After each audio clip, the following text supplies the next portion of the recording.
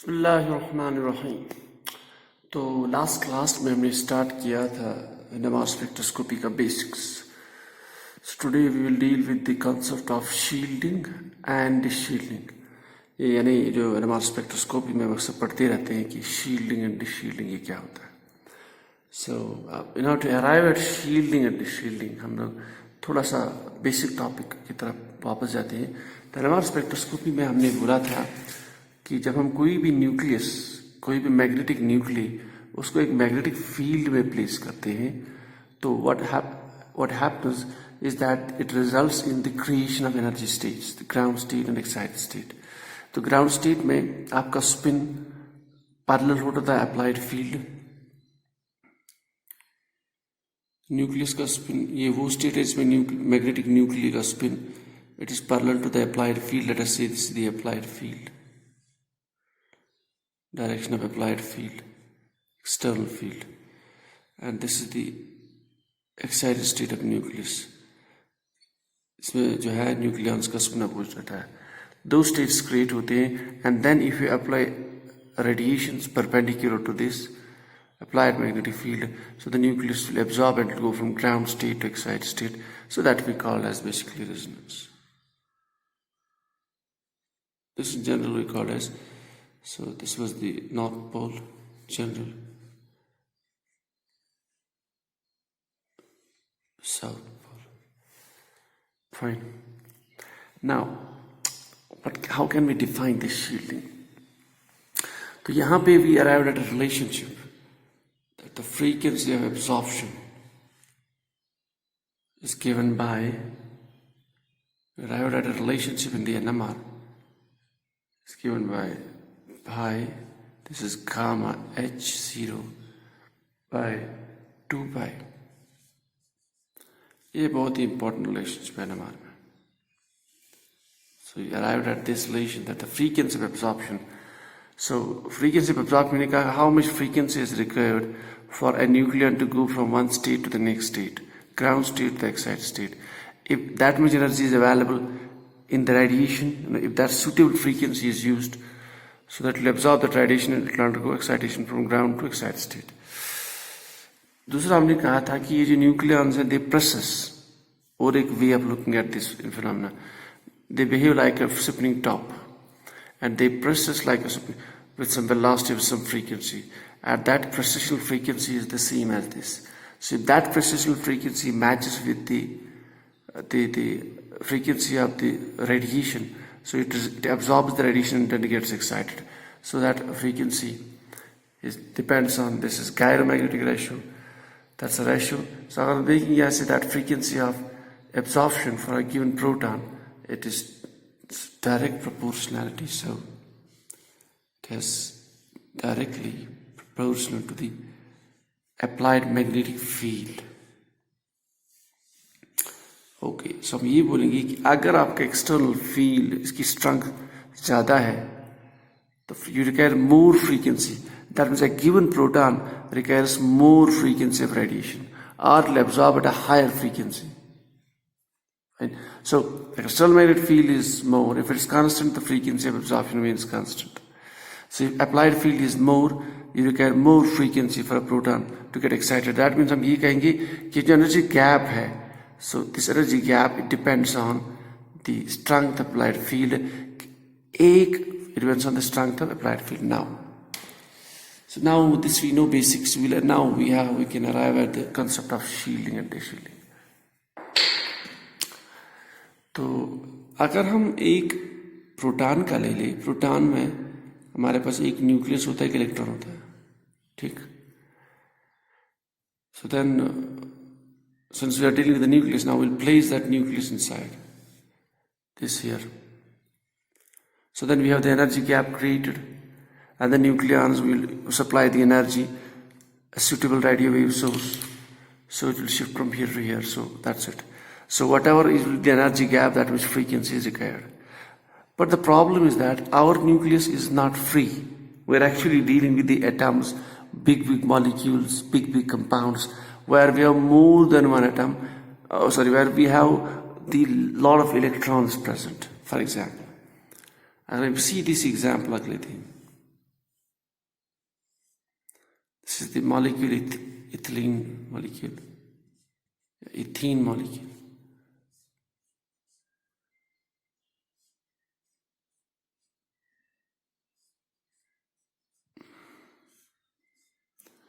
Now we are basically will use this for the NMR. We want to check the structure of this molecule. So obviously it has all the proton, they are similar, you see. एक जैसे proton है जैसा ये carbon, nature दोनों का same है, इनका same, so all are similar. ठीक. Now when you place this compound in this magnetic field, so we have energy levels created. Fine. Now the question is, does this proton which is isolated, which we assume isolated because a bare nucleus, isolated proton doesn't exist, does this and this proton will behave in a similar way? क्योंकि सारे proton एक जैसे हैं, तो क्या इनके protons और this proton they will be in a similar way? No. The question is that इसका जो proton, it is surrounded by this sigma bond. Sigma bond means in nutshell we have one electron here, so it's a sigma electrons. Same is the case, we have sigma electrons here, we have sigma electrons here, we have sigma electrons here, here and here. Fine. That means though these sigma electrons basically they affect these energy levels. So the presence of these, we should say that the presence of the, or we should say that since a bare proton, an isolated proton or isolated hydrogen atom never exists. So the presence of these electrons, usually sigma electrons, they affect the energy levels, number one. So the presence of, so we'll see presence of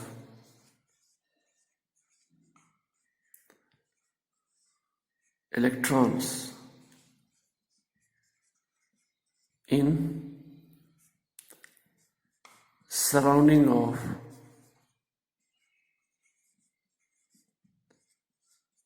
given proton. So what they do, they affect the energy levels.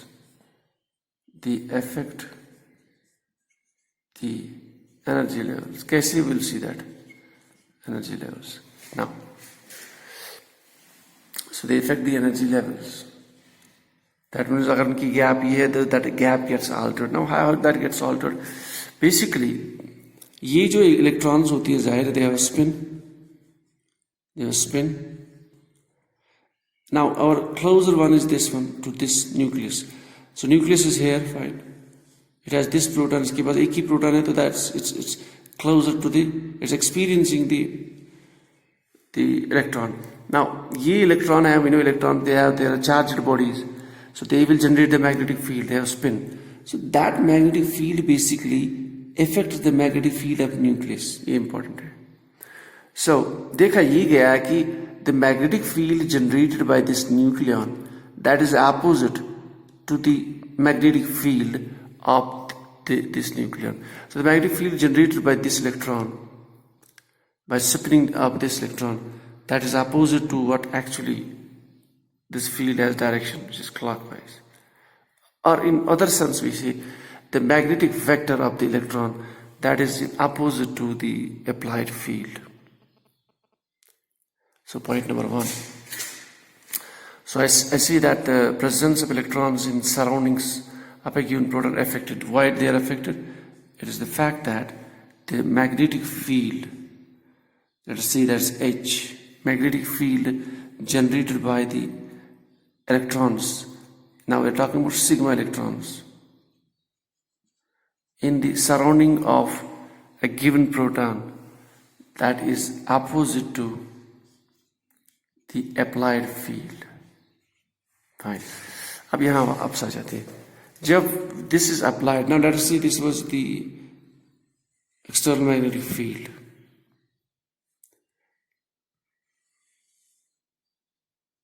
This is the external magnetic field, fine, H0.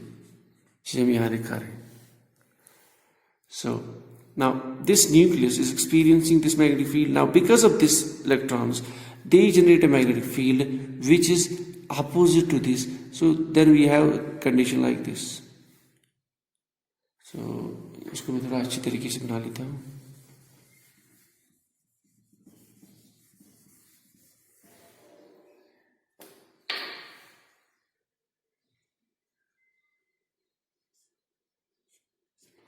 So this was our external magnetic field, which is the direction of the vector is here from top to bottom.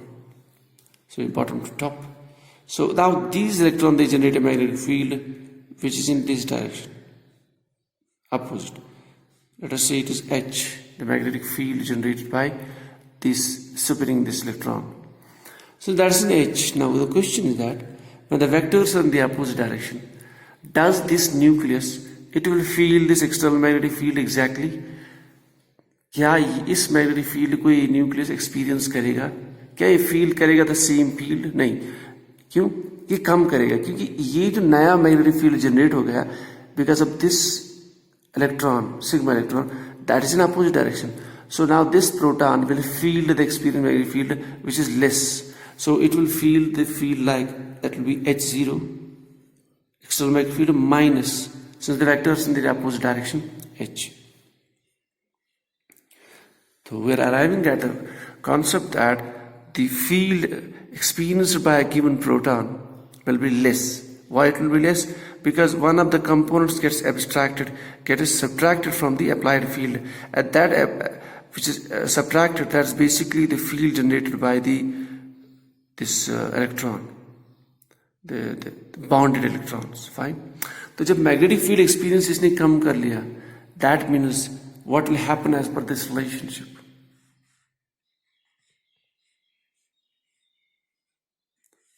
When this decreases, that means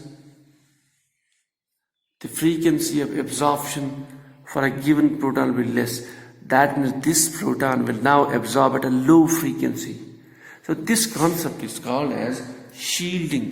So basically, we should say that the presence of extranuclear electrons or presence of bonded electrons, they generate a magnetic field which is in a direction opposite to the applied field. Hence, a given proton experiences less magnetic field.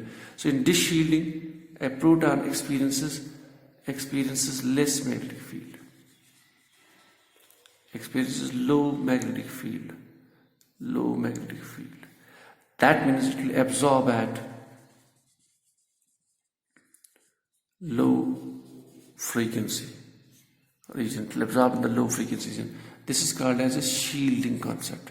Shielding, basically these sigma electrons, they shield this. एक तरह का shield यहाँ बना लेते हैं. Why? Because they generate a magnetic field that is opposite to this. When that is opposed to that, means the field experienced by this proton is now less. अब ये directly इसको एक्सपीरियंस नहीं करा इस मैग्नेटिक फील्ड को. That's why the term has been used for shielding. So in turn they absorb at a low frequency region. So shielded proton, they absorb at the low frequency. They absorb low frequency of radiation. Fine. Now, opposite to this, there's a concept called dishielding. इसको बहुत तरीके से experience कर सकते हैं, लेकिन मैं I am making it in a way so that should not confuse it. यहाँ मैं थोड़ा सा टर्मिनोलॉजी को स्किप कर रहा हूँ, because our aim is that we should be in a position to locate the protons which are shielded, which are deshielded, ताकि structure को निकालना आसान हो. The concept of deshielding. Deshielding एक ब्रॉड कॉन्सेप्ट है. शील्डिंग में मैंने कहा very important concept, that is the presence of sigma electrons bonded. Now, this shielding, I will take the same example. Now, this time we'll take fluorine.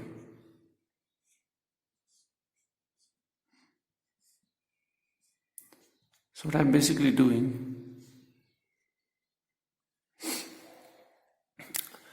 इस vicinity में हमारे पास we had so many sigma electrons. ठीक. So it was all sigma bonds. Now I'm introducing these pi bonds now. So we are basically dealing with the NMR of this proton. So in this vicinity we have the sigma electrons, sigma, but they are all sigma, but the issue is that they are highly electronegative. So this sigma sheared pair is towards fluorine. This is towards fluorine.